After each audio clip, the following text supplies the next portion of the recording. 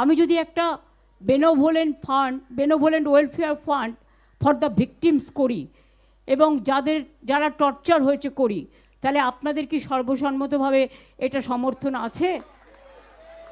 তাহলে কল্যাণকে বলবো লিগাল প্রসেসটা করে দিতে, এবং সেখানে যে যা পারবেন 1 টাকা হোক 2 টাকা হোক ব্যাংকের মাধ্যমে আপনারা দেবেন, সেটা কাউন্ট করে আমরা পরিবারগুলোকে সাহায্য করব। তারা যেন অসহায় না ভাবে, আমরা সবাই তাদের পাশে আছি।